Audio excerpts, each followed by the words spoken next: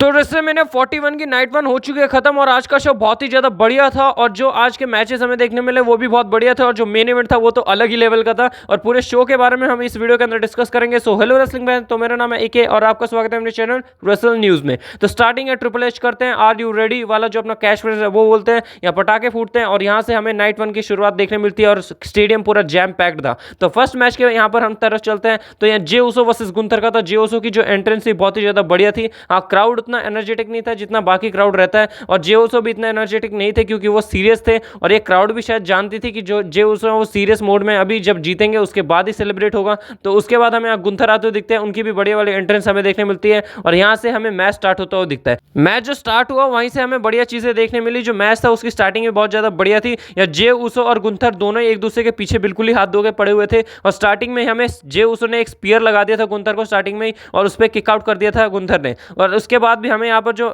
Match है वो यहाँ स्लो फेस पे नहीं देखने मिला, बहुत ही ज्यादा बढ़िया फेस पे चल रहा था और हमें मैच के बीच में ये देखने मिला कि जल्दी यहाँ पर पावर बॉम्ब में ड्रॉप जो डायनासोर ड्रॉप लगाते हैं वो सारी चीजें हमें गुंथर की तरफ से देखने मिली और जे उसो ने भी अपने फिनिशर लगा दिए और दोनों ने एक दूसरे के फिनिशर पे किकआउट किया और उसके बाद हमें यहाँ जे उसो ने स्पीयर और स्प्लैश वगैरह भी मारा वहां से और वहां से भी किकआउट करके वहां निकल जाते हैं। और एक टाइम पे उन्होंने ये किया कि गुंथर ने अपनी टाइटल ली और रेफरी ने नहीं देखा, उन्होंने उनके सर पे मारी और उसके बाद यहाँ पर जो स्प्लैश है वो मारते हैं पर उस पर किकआउट कर देते हैं और उसके बाद स्लीपर होल्ड में भी फंसाते हैं गुंथर। पर यहाँ जे उसो यहाँ पर बिल्कुल भी पास आउट नहीं होते हैं, यहाँ जे उसो यहाँ निकल जाते हैं उस होल्ड से। फिर उसके बाद हमें यहाँ देखने मिलता है गुंथर बहुत ही बुरी तरीके से बेरहमी से यहाँ जे उसो को मार रहे होते हैं, चॉप वॉप सब कुछ, पर यहाँ जे उसो हंस रहे होते हैं जिससे कि जो गुंथर है बहुत ज्यादा फ्रस्ट्रेटेड हो जाते हैं और उसके बाद फिर जे उसो भी उनको चॉप लगाने लगते हैं। उसके बाद यहाँ पर सुपरप्लेक्स भी देखने मिला था जे उसो की तरफ से, सुपर किक बहुत कम देखने मिली, एक दो ही मुश्किल से देखने मिली थी। फिर उसके बाद यहाँ पर हमें देखने में मिलता है स्प्लैश भी मारा, फिर उसके बाद हमें यहाँ पर देखने में मिलता है स्पीयर स्प्लैश सब कुछ मार दिया। उसके बाद स्लीपर होल्ड में डाला गुंथर को और हाँ, गुंथर ने टैप आउट कर दिया। जो गुंथर टैप आउट नहीं करता था वो उसने टैप आउट कर दिया और हमारे गुंथर हार चुके हैं और वो उनकी रेन खत्म हो चुकी है और न्यू चैंपियन हमें मिल चुके हैं जो कि हैं जे उसो और न्यू वर्ल्ड हेवीवेट चैंपियन हमारे जे उसो हो चुके हैं। जे उसो यहाँ इमोशनल थे या क्राउड बहुत अच्छी तरीके से रिएक्ट कर रहा था, स्टार्टिंग में नहीं कर रहा था क्योंकि उन्हें पता है जे उसो भी सीरियस हैं। तो उसके बाद यहाँ जे उसो ने बहुत बढ़िया तरीके से सेलिब्रेट किया। जब जिमी उसो आ गए तो और भी बढ़िया तरीके से सेलिब्रेट करते हुए दिखे और दोनों ही भाई बहुत ज्यादा इमोशनल थे। यहाँ जिमी उसो बहुत ज्यादा खुश थे, आप ये पिक्स देख सकते हैं कि जिमी उसो कितने ज्यादा इमोशनल हो गए थे और दोनों ही भाई बहुत बढ़िया मूवमेंट क्रिएट किया उन्होंने रिंग में एक साथ आके। और यहाँ आखिरी में स्टैंड टॉल करते हैं जे उसो अपने भाई जिमी उसो के साथ और फाइनली हमें यहाँ पर जो जे उसो वो चैंपियन बनते हुए दिखाई दे चुके हैं। और आप कमेंट सेक्शन में बताएं कि आप कितने खुश हैं और आपको क्या चाहिए था कि इस मैच का रिजल्ट क्या निकले। फिर नेक्स्ट मैच की तरफ चले तो वर्ल्ड टैग चैंपियनशिप के लिए हमें यहाँ मैच देखने मिला था। New day versus Viking readers का मैच था या वॉर रेडर्स कह लो, वो उनका मैच था और ये जो मैच था ये बहुत ही अच्छा था। ये कहेंगे नहीं कि ये खराब मैच था, यहाँ पर बहुत बड़े बड़े सीक्वेंस थे और बहुत ही बढ़िया तरीके से जो आइवर और एरिक हैं जो उनका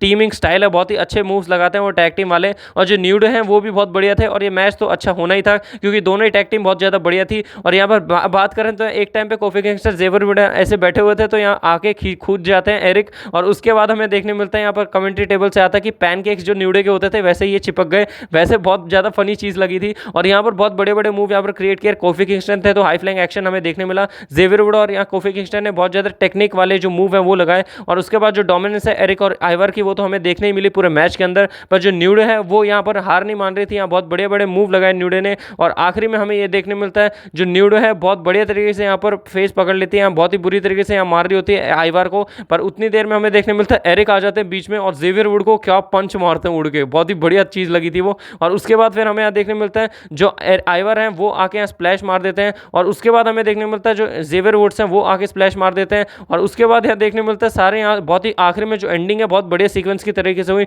या सुपर किक वगैरह बिग बूट सब कुछ लग जाते हैं। और उसके बाद हमें यहाँ देखने मिलता है जब यहाँ एंडिंग हाई रही होती है तो यहाँ देखने मिलता है जो अपना फिनिशर मूव लगा रहे होते हैं तो यहाँ कोफी किंगस्टन ने बाहर खींच लिया और जेवियर वुड ने रोल आउट करके यहाँ पर पिन कर लिया और हमें न्यू टैग टीम चैंपियन देखने मिल गए। फिर नेक्स्ट हमें यहाँ पर मैच देखने मिला था नेओमी वर्सेस जेड कारगिल का और ये जो मैच था ये बहुत ही बढ़िया स्टोरी लाइन यहाँ हमें देखने मिली थी इन दोनों के बीच में और जो मैच था वो उसी तरीके से एक बढ़िया मैच यहाँ डिलीवर किया दोनों ने। और मैच के बारे में बात करें तो मैच में पूरी जेड कारगिल डोमिनेंस देखने मिली। स्टार्टिंग में यहाँ जेड कारगिल बहुत बुरी तरीके से उठा के पटक रही थी नेओमी को, पर उसके बाद धीरे धीरे यहाँ नेओमी ने यहाँ पर थोड़ा मैच में यहाँ पकड़ बनाई पर ज़्यादा कुछ काम नहीं आई क्योंकि यहाँ जो जेड कारगिल है बहुत ज़्यादा गुस्से में होती है। जेड कारगिल ने बहुत बुरी तरीके से अपने जितने भी मूव्स थे सारे दिखा दिए और बहुत ही अपनी जो पावर स्ट्रेंथ सब कुछ दिखाया इस मैच के अंदर और आखिरी में बहुत आसानी से यहाँ जेड कारगिल, आसानी तो नहीं कहेंगे पर आसानी मान लीजिए, बहुत जल्दी यहाँ मैच खत्म हो गया था और नेओमी को बहुत जल्दी हरा दिया था जेड कारगिल ने। और जो फर्स्ट मैच है महीने का जेड कारगिल का, उनमें उनको विक्ट्री मिल चुकी है और बहुत ही बड़े तरीके से यहाँ पर स्टोरी लाइन की भी फिनिश हुई और मैच की भी बहुत अच्छी तरीके से एंडिंग हुई। फिर नेक्स्ट मैच की तरफ हम चलते हैं तो नेक्स्ट मैच यहाँ पर था यूएस टाइटल के लिए जेकब फाटू वर्सेस यहाँ एलए नाइट। और ये जो मैच था यार मतलब खतरनाक लेवल का मैच था, ये अगर आप देख लोगे तो मजा आ जाएगा। तो यहाँ हमें ये देखने मिलता है जो जेकब फाटू पहले तो मॉन्स्टर वाले यहाँ एक मास्क पहन के आते हैं और उसके बाद हमें यहाँ देखने मिलता है एलए नाइट एक लैम्बो जैसी कार में आते हैं, मैंने शायद उनका लोगो नहीं देखा। फिर उसके बाद हमें देखने मिलता है एलए नाइट की एंट्री होती है और उसके बाद हमें आगे देखने मिलता है दोनों का मैच एकदम बहुत ही जल्दी वाले और बहुत ही बढ़िया फेस में स्टार्ट होता दिखता है, यानी स्लो फेस था। इस मैच का भी बहुत ज़्यादा फास्ट वाला था और उसके बाद हमें मैच में देखने मिलता है कि बहुत बुरी तरीके से यहाँ जो एलए नाइट मार रहे होते हैं जेकब फाटू को और बहुत ही अच्छी तरीके से नेक ब्रेकर वगैरह लगा के मूव यहाँ पर पूरे मैच में पकड़ बना रहे होते हैं। पर उतनी देर में जो देखने मिलता है जेकब फाटू ने पूरा यहाँ पर मैच में फिर यहाँ पर अलग ही पलट दिया, यहाँ पूरा जेकब फाटू फिर आगे थे बीच में, उन्होंने बहुत बुरी तरीके से यहाँ पर मारना स्टार्ट किया एलए नाइट को। पर एलए नाइट ऐसा नहीं लग रहा था कि एलए नाइट बहुत ज़्यादा यहाँ पर कमजोर दिखाए जा रहे हैं यहाँ पर जेकब फाटू के सामने, बहुत बढ़िया दिखाए गए और बहुत ही बढ़िया तरीके से यहाँ पर जो एलए नाइट को बुक किया गया था जेकब फाटू के सामने, यहाँ बहुत ही बुरी तरीके से एलए नाइट ने जेकब फाटू को मारा पूरे मैच के अंदर।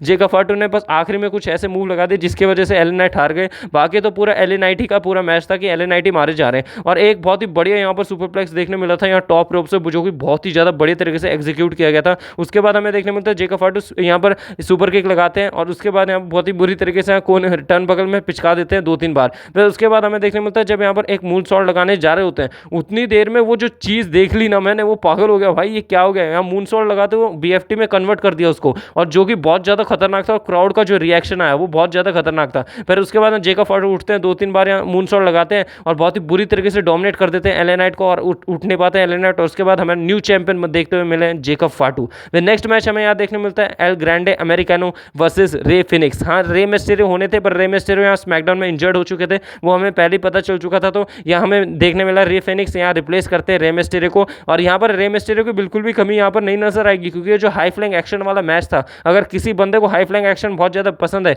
और बहुत ज़्यादा मजा आता है जो हाई फ्लैंग मैचेस देखने में, तो ये मैच आपके लिए ही बना हुआ है क्योंकि जो यहाँ पर सीक्वेंसेस थे बहुत ज़्यादा बढ़िया थे। यहाँ रे फिनिक्स यहाँ बहुत ही ऊपर से कूदे थे, ऊपर से टॉप रोप से यहाँ रिंग साइड के पास और उसके बाद हमें ये बहुत सारे बड़े बड़े सीक्वेंस देखने मिलते हैं। Chad cable L Grande americano जो कि हमारे चैड केबल, हाँ मतलब एक ही बात है, उन्होंने यहाँ सुपरप्लेक्स अपनी स्ट्रेंथ भी दिखाई थी। और उसके बाद यहाँ पर जो चैड केबल ने बहुत ही बढ़िया तरीके से जो उठा के जो सुपरप्लेक्स फेंका था ना रे फिनिक्स को टर्न बकल के पास, मैं सोचा भाई क्या गए इस बार तो ये बचेगा ही नहीं, पर वो बहुत ही अच्छी तरीके से रे फिनिक्स लैंड हुए और बहुत ही बढ़िया तरीके से एग्जीक्यूट हुआ। फिर उसके बाद यहाँ देखने मिलता है एक 450 या 460 कौन सा स्प्लैश था, बहुत खतरनाक यहाँ पर यहाँ एल ग्रैंडे अमेरिकानो ने लगाया। और उसके बाद रे फिनिक्स यहाँ बहुत बुरी तरीके से यहाँ अनमास्क होते होते रह गए, पर बच गए यहाँ रे फिनिक्स अनमास्क होते होते, यहाँ एल ग्रैंडे अमेरिकानो उनको अनमास्क कर रहे होते हैं। और उसके बाद हमें यहाँ देखने मिलता है यहाँ से सीक्वेंस मैच का चेंज होता है जब यहाँ एल ग्रैंडे अमेरिकानो यहाँ स्टील का कुछ डाल देते हैं अपने मास्क के अंदर। पहले तो वो यहाँ क्या करते हैं कि वो जो लात मार रहे होते हैं रे फिनिक्स उनके सर पे, तो उनके स्टील पे लग जाता है उनकी लात, जिससे वो इंजर्ड हो जाते हैं। फिर उसके बाद हमें देखने मिलता है वो यहाँ एंकल लॉक में फंसा देते हैं पर टैप आउट नहीं करते हैं। फिर उसके बाद देखने मिलता है हेडबट मारते हैं और फिर ऊपर से टॉप रॉप से हेडबट मारते हैं और इसी तरीके से यहाँ पर जीत जाता है हमारे एल ग्रैंडे अमेरिकानो और रे फिनिक्स अपना पहला मैच हार चुके हैं रेसलमेनिया के अंदर। फिर नेक्स्ट मैच हमें यहाँ देखने मिलता है Tiffany Stratton versus Charlotte Flair और ये जो मैच था ये शायद सबसे लंबा मैच था इन पिछले जितने भी मैचेस हुए। हाँ मेन इवेंट वाला तो सबसे खतरनाक मैच था, वो तो पूरा बहुत बढ़िया ही लंबा मैच था और बहुत ही बढ़िया मैच था। तो उसके बाद ही हमें ये दूसरे मैच पे हम रखना चाहूँगा क्योंकि यहाँ हमें मैच बहुत लंबा स्ट्रेच होता हुआ दिखा है, ये जानबूझ के किया है पता नहीं, पर मैच बहुत बढ़िया था। चाहे कुछ भी हो हमें मैच बहुत बढ़िया यहाँ पर देखने मिला था। यहाँ जो स्टेफनी वेकर एनएक्सटी में आप जानते हो कि उनके मूव भी यहाँ शार्लेट फ्लेयर ने किए थे और यहाँ बहुत ही बुरी तरीके से यहाँ जो बूज है वो मिल रही थी शार्लेट फ्लेयर को क्राउड की तरफ से और टिफी टाइम यहाँ जो चैंट्स है वो भी लग रहे होते हैं। और पूरे मैच के अंदर हमें ये देखने मिला जो शार्लेट फ्लेयर है बहुत बढ़िया यहाँ पर रेसलिंग कर रही होती है, पर जो टिफनी स्ट्रैटन है वो बहुत ही हैवी पड़ जाती है यहाँ शार्लेट फ्लेयर के ऊपर। और आखिरी में हमें एंडिंग में ये सीक्वेंस देखने मिलता है जब यहाँ फिंगर 4 लॉक लगा रखा होता है शार्लेट फ्लेयर ने, उससे यहाँ पर निकल जाती है टिफनी स्ट्रैटन और उसके बाद जो अपना पावर हाउस है वो दिखाती है और मून शॉट लगा के यहाँ पर जीत जाती है टिफनी स्ट्रैटन और रिटेन कर जाती है और स्टिल अभी भी हमारी चैंपियन है टिफनी स्ट्रैटन। फिर नेक्स्ट हमें यहाँ शॉन माइकल निकलते हुए आते हैं और जो एचबीके के चैंट्स है वो बहुत ज्यादा हैवी लग रहे होते हैं जब शॉन माइकल जब निकल के आते हैं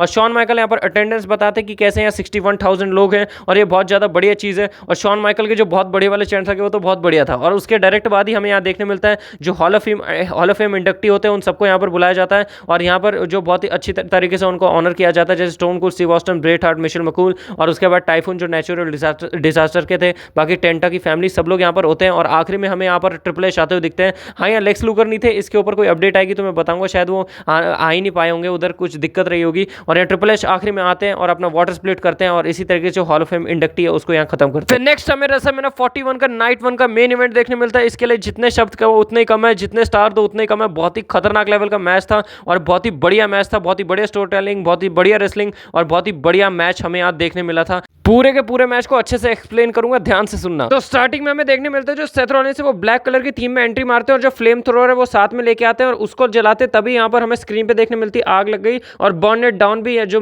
थीम सॉन्ग है उनका एकदम मैच करता है। फिर लाइट चली जाती है, फिर लाइट आती है और वापस से हमें सेथ रॉलिंस यहाँ पर गियर चेंज करते हुए देखते हैं, जो कि हमें देखने मिलता है वो उन्होंने पहले ब्लैक पहना था फिर व्हाइट पहना और जो उन्होंने फ्लेम थ्रोअर मारा था उससे एक चीज रिलेटेड है जो कि है रॉक, वो मैं बाद में अपडेट वाली वीडियो में बताऊंगा। उसके बाद हमें यहाँ देखने मिलता है जो क्राउड है बहुत ही बढ़िया तरीके से सेथ रॉलिंस का थीम सॉन्ग वो गा रहा होता है। उतनी देर में हमें रोमन रेंस का यहाँ पर एंट्रेंस का थीम सॉन्ग हिट होता हुआ दिखता है और रोमन रेंस का जो यहाँ एंट्री हुई है, मतलब जो ऑरा होता है ना, जो ऑरा वो पूरा यहाँ पर रोमन रेंस की एंट्री में यहाँ पर झलक रहा था और उनकी एंट्री में ही वही चीज़ थी। वो यहाँ आराम आराम से चल के आते हैं और जो स्लैब्स लगे हुए थे, स्क्रीन लगी हुई थी, वो नीचे आ जाती है रोमन रेंस की एंट्री के लिए स्पेशल और वहाँ पर हमें दिखाई देने मिलते हैं रोमन रेंस की पिक्चर और जो पूरे रोमन रेंस की ब्लड लाइन है उन सबकी यहाँ पर पिक्चर आ रही होती है और रोमन रेंस आराम आराम से वॉक कर रहे हैं और पूरा स्टेडियम यहाँ पर एक साथ सबके हाथ हवा में और सब एक्नॉलेज कर रहे हैं रोमन रेंस को, तो ये भी बहुत बढ़िया था। फिर नेक्स्ट हमें सीएम पंक की एंट्री देखने मिलती है। सीएम पंक का जो बैंड है ऑफिशियल जो गाना बनाया उनका कल्ट ऑफ पर्सनैलिटी वो आते हैं और यहाँ पर सीएम पंक भी उनके साथ गाते हैं और बहुत अच्छी तरीके से परफॉर्म करते हैं। फिर उसके बाद पॉल हेमन उनके साथ आते हैं, पॉल हेमन यहाँ पर वॉच दिखाते हैं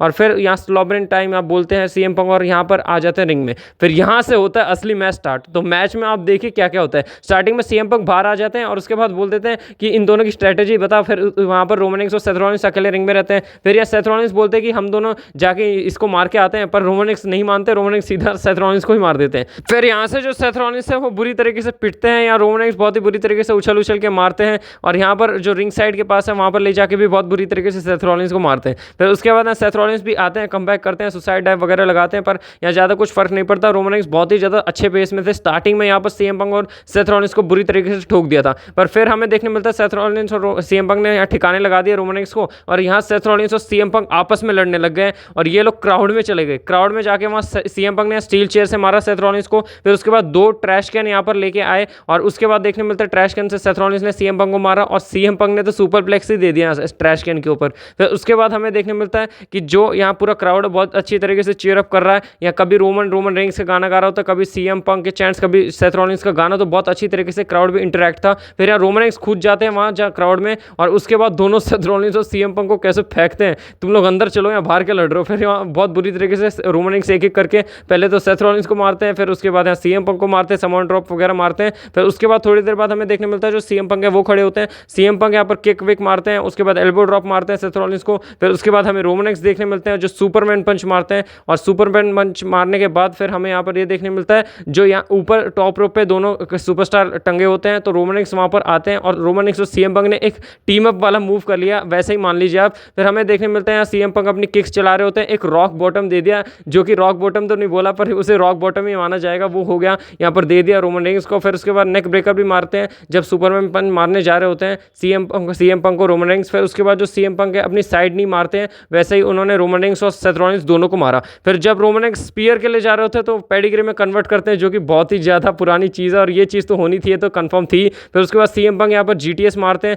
और जो पेडिग्री होती है वो भी होती है, पर दोनों में रोमन रेंस किक आउट कर देते हैं। फिर रोमन रेंस को यहाँ पर सबमिशन में सीएम पंक फंसाते हैं और यहाँ सीएम पंक बहुत ही बुरी तरीके से रोमन रेंस को पकड़ लेते हैं, वहाँ छूट ही नहीं हो रहे होते हैं। फिर उतनी देर में देखने मिलता है सेथ रॉलिंस ऊपर से ही यहाँ पर डबल स्प्लैश मार देते हैं, डबल फ्रॉग स्प्लैश मार देते हैं। फिर यहाँ रोमन रेंस और जो सीएम पंक है उन दोनों को बकल बॉम्ब मारते हैं। फिर यहाँ सेथ रॉलिंस का जो दबदबा देखने मिलता है, तो पूरे मैच में यही था, कभी सेथ रॉलिंस का दबदबा, कभी सीएम पंक का, कभी रोमन रेंस का, पर पूरे मैच में ये कह सकते हैं रोमन रेंस ने ही धोया सेथ रॉलिंस और सीएम पंक को असली वाला। तो फिर यहाँ देखने मिलता है स्टॉर्म भी मारते हैं सीएम पंक, सेथ रॉलिंस का मूव जीटीएस, मतलब सब कुछ मारते हैं, जीटीएस स्पीयर स्टॉर्म एक दूसरे को सब कुछ मार देते हैं। कोई भी यहाँ पिन नहीं हो रहा, कोई यहाँ सबमिट नहीं कर रहा है। या सीएम पंक का एक बढ़िया मूव था जब उन्होंने डबल डीडीटी लगाई थी और उसके बाद हमें यहाँ देखने मिलता है जो दोनों के तीनों सुपरस्टार यहाँ पर लेटे होते हैं और सीएम पंक बाहर गिरे होते हैं, तो वहाँ रोमन रेंस ऐसे लेटे होते हैं रिंग के अंदर। तो सेथ रॉलिंस वहाँ बताते हैं, सेथ रॉलिंस यहाँ मनाते हैं रोमन रेंस को कि चल आ जाए, इसको अकेले पहले ठिकाने लगा देते हैं। और ये यहाँ पर जॉन मॉक्सली यानी कि डीन एम्ब्रोस का नाम भी यहाँ पर लिया था उन्होंने, कि बोल रहे थे कि तू किसी के बिना कुछ भी नहीं है, तुझे एक साथ हमें काम करना होगा और हमें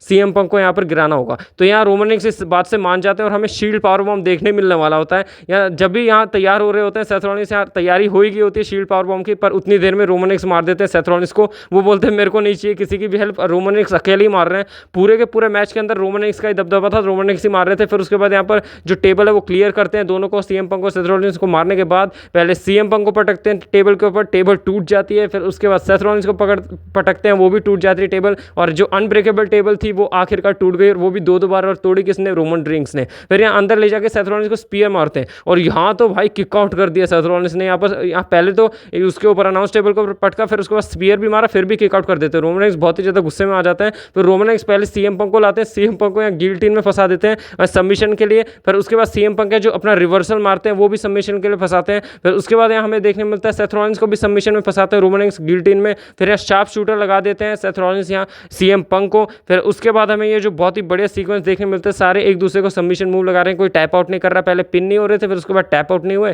फिर उसके बाद हमें ये देखने मिलता है एक बढ़िया सा सीक्वेंस जहाँ जीटीएस लगा देते हैं सेथ रॉलिंस को, पहले सीएम पंक, फिर स्पीयर लगा देते हैं रोमन रेंस सीएम पंक को, फिर उसके बाद स्टॉर्म लगा देते हैं सेथ रॉलिंस रोमन रेंस को। और इतनी बढ़िया सीक्वेंस के बाद तीनों सुपरस्टार डाउन, यहाँ पर फिर होता है असली सिनेमा स्टार्ट, और यहाँ से ही असली चीज स्टार्ट होती है पूरे मैच की। मैच तो 5 स्टार था ही अगर रेसलिंग वाइज बात करें, पर सिनेमा अभी स्टार्ट होता है। पॉल हेमन थक चुके होते हैं, पॉल हेमन देख रहे हैं कि कब से ये मैच चले जा रहा है और वो देखा नहीं जा रहा, तो उन्होंने एक स्टील चेयर निकाली। फिर स्टील चेयर निकालने के बाद हमें देखने मिलता है पॉल हेमन कंफ्यूजन है कि क्या किसे दे, रोमन रेंस को या सीएम पंक को। तो उन्होंने पहले तो यहाँ दोनों ही बंदे रोमन रेंस और सीएम पंक मांग रहे होते हैं, उन्होंने सीएम पंक को दे दी चेयर, और रोमन रेंस के रिएक्शन देखने लायक थे। फिर पॉल हेमन खड़ा करते हैं सीएम पंक को और बोलते हैं स्टील चेयर से मार रोमन रेंस को, और उतनी देर में हमें देखने मिलता है जो पॉल हेमन है टर्न कर जाते हैं सीएम पंक के ऊपर। उन्होंने एक लो ब्लो मार दिया था सीएम पंक को, जिसकी वजह से सीएम पंक बहुत ही बुरी तरीके से गिर गए। फिर उसके बाद हमें यहाँ देखने मिलता है जो रोमन रेंस यहाँ पर बहुत ही ज़्यादा खुश हो जाते हैं, जो ये चीज़ होती है इस चीज़ को देख के बहुत ज़्यादा खुश होते हैं, और जो पॉल हेमन है वो स्टील चेयर दे देते हैं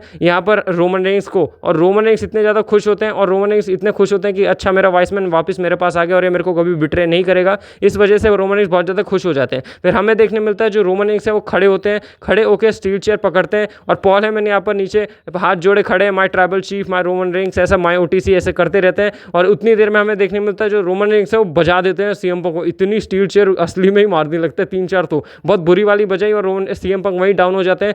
फिर आता है असली सीन, यहाँ पर रोमन रेंस के ऊपर टर्न कर जाते हैं वाइसमैन, और फाइनली यहाँ वाइसमैन और रोमन रेंस अलग हो चुके हैं। पॉल हेमन बोलते हैं जाके सेथ रॉलिंस को मारो, जहाँ सीएम पंक को तो मार दिया, पर उतनी देर में यहाँ देखने मिलता है लो ब्लो मार देते हैं पॉल हेमन रोमन रेंस को, और यहाँ ऑफिशियली यहाँ पर टर्न हो चुका है और ब्रेकअप हो चुका है Roman Reigns Wiseman and tribal chief का। और उसके बाद स्टील चेयर यहाँ पर पॉल हेमन देते हैं सेथ रॉलिंस को, और ऐसे वहाँ पर बैठ जाते हैं रिंग में जैसे उन्होंने कुछ किया ही नहीं। और देख भी सकते हैं आप एक्सप्रेशन पॉल हेमन के, वो रिंग के कोने में जाके लेट जाते हैं एक तरीके से, और वहाँ पर बैठ के पूरा आनंद उठाते हैं। और यहाँ देखने मिलता है जो स्टील चेयर है वो मारते हैं रोमन रेंस को, जो कि शील्ड के टाइम पे ब्रेकअप हुआ था, यहाँ टूटी थी उस टाइम पे मारता था, सेम टू सेम वैसे ही। फिर उसके बाद स्टॉर्म मारते हैं 1, 2 और 3, और हाँ रोमन रेंस स्पिन हो गए। सेथ रॉलिंस के पास यहाँ पर पॉल हेमन चले गए, और यहाँ पॉल हेमन ने टर्न कर लिया सीएम पंक और रोमन रेंस पे। और ये जो नाइट 1 इस तरीके से एंड हुई है ना, मतलब क्या बताऊँ, सोचिए नाइट 1 ही ऐसे एंड हुई है, तो नाइट 2 में क्या धमाकेदार होने वाले हैं। और जो स्पेकुलेशन थी कि यहाँ सेथ रॉलिंस और पॉल हेमन जाके रॉक को ज्वाइन करेंगे, ये 100% मेरे को ऐसा लग रहा होने ही वाला है,